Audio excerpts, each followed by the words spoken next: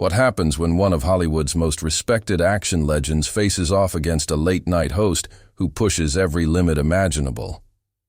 In just 17 seconds, Jimmy Kimmel managed to destroy years of goodwill and admiration, driving Sylvester Stallone to his breaking point in what is now called the most shocking celebrity walkout in late-night TV history. The episode of Jimmy Kimmel Live started like any other. The studio audience buzzed with excitement as they waited for one of cinema's greatest icons to appear. Sylvester Stallone, the man who gave life to Rocky Balboa and John Rambo, was supposed to be there to promote his new project. But what unfolded instead was a lesson in how not to treat a guest. The trouble began the moment Stallone walked onto the stage. Normally, Kimmel greets his guests warmly, full of humor and charm. But something felt off this time. There was a sharpness in his tone, a smug attitude that instantly made the room tense.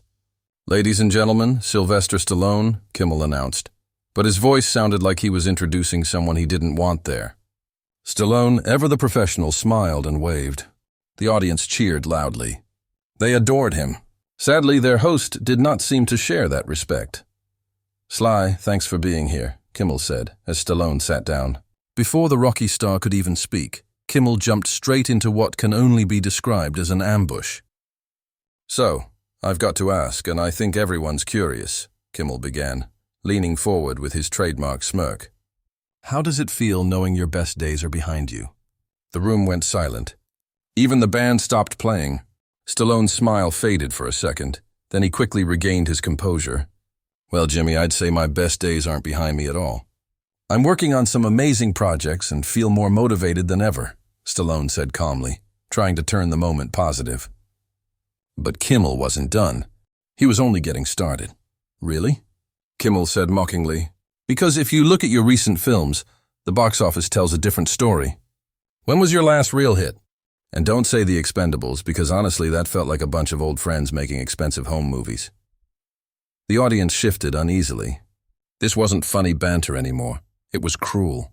Stallone stayed composed, though the frustration showed in his eyes. "Jimmy, I think you're looking at the wrong numbers. The Expendables has done incredibly well around the world, and I'm proud of that work," he replied. "Worldwide success, huh?" Kimmel repeated with sarcasm. "Right, because American audiences are done with the whole macho act. You're, what, in your 70s now? Don't you think it's time to put down the gloves and the guns?" "I'm 77, Stallone said firmly. "But age is just a number. I believe in staying active, creative, and inspired. There are still stories I want to share." Kimmel laughed, but it wasn't friendly. It was mocking. "Stories you want to share? Come on, Sly. How many times can you play the same guy? Rocky Rambos, it's the same character with a different name. Aren't you tired of being a one-trick act?" The insult hung in the air like smoke. Stallone's jaw tightened, his hands gripping the chair arms. Still, he stayed calm. "My characters connect with people because they represent something real. The underdog who never quits. The soldier who survives against all odds. Those aren't just roles to me, Jimmy. They're part of my life." "Part of who you were, maybe," Kimmel shot back coldly. "But who are you now? A man clinging to old fame?" "Tell me, when you look in the mirror, do you see Rocky Balboa, or just an old man trying to hold on to the past?" The question was so cruel that several people in the audience gasped. Stallone looked straight at Kimmel, his eyes burning with that same fire that made his characters legendary. "You know what I see? I see a man who's worked hard all his life. A man who's overcome things that would have crushed others. I see someone who created heroes that inspired millions." "What do you see when you look in the mirror, Jimmy?" It was the perfect comeback. Calm, but powerful. The audience clapped softly, sensing the tension. Kimmel, instead of showing humility, went in even harder. "I see a guy who doesn't have to pretend he's still 25, he said smugly. "I see someone real, not someone milking old movies because he's out of ideas." The room was no longer enjoying the show. It felt heavy, uncomfortable. The crowd had come to celebrate a legend, not watch him be insulted. Stallone took a slow breath. "Jimmy, I came here to talk about my work and to connect with the people who've supported me for decades. I didn't come to be mocked." "Mocked?" Kimmel said, pretending to be shocked. "I'm just asking questions. Isn't that what good interviews are about? Or do you want me to kiss your hand like everyone else?" I just expect the same respect you'd want from others, Stallone said, keeping his tone even. But Kimmel smelled blood. You know what your problem is, Sly? He said, his voice dripping with fake sympathy. You never learned when to quit. Rocky should have stayed down in the first movie. Rambo should have stayed in the jungle. And you should have stayed in the 80s where you belong. The words hit hard. Stallone's face went red. His patience was wearing thin. Yet Kimmel pushed further. Let's be honest, Sly. Your speech is slurred, you move stiff, and your face looks like it's been through a dozen fights. At what point do you stop embarrassing yourself and just retire? The silence in the room was painful. Some people looked away. Others couldn't believe what they were hearing. This wasn't comedy anymore. It was cruelty. Stallone's hands trembled, not from age, but from anger.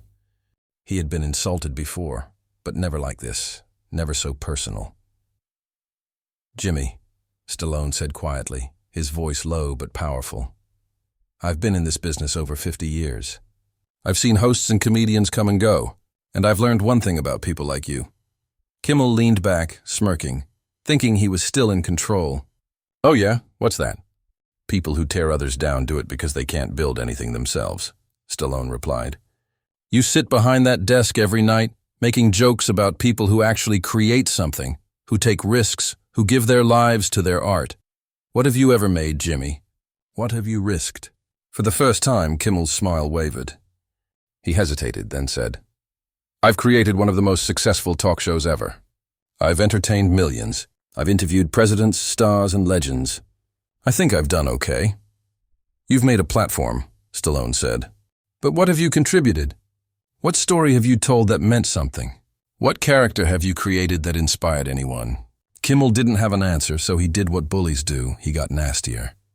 You want to talk about inspiration? Fine.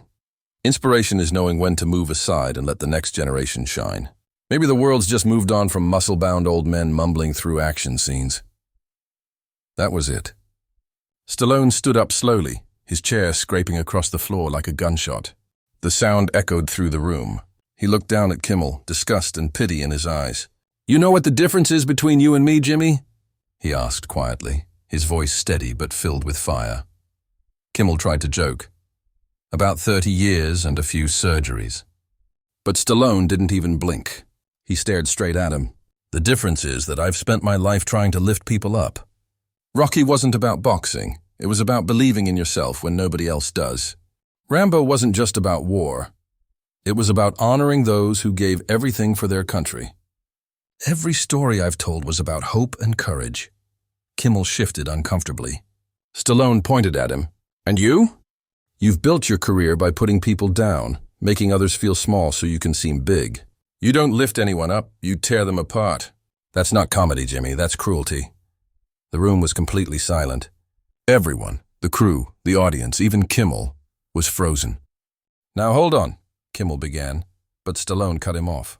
No, you hold on, he said. You invited me here, now you'll listen. I've been knocked down more times than I can count. I've been told I can't act, can't write, can't direct. I've been rejected, laughed at, doubted, but I kept getting back up. Not because I'm tough, but because I have something to say, something worth fighting for. He started walking off the stage. Kimmel panicked. Sly, come on, sit back down. We're just talking here, he said, his tone suddenly softer. Stallone stopped, turned around. No, Jimmy, this wasn't a conversation. This was an ambush. You wanted to look clever by making me look foolish. I'm not playing that game, Kimmel tried again. Look, maybe I came on strong. That's my style. It's just comedy. Stallone's stare could have cut glass. Everything's personal when you mock someone's life's work. When you make fun of what defines them. You crossed a line tonight, Jimmy. I'm done pretending that's okay. With that, Sylvester Stallone walked off the Jimmy Kimmel live stage, leaving behind a host who had just learned that not everyone will let themselves be humiliated for ratings. The audience sat frozen, the energy completely gone.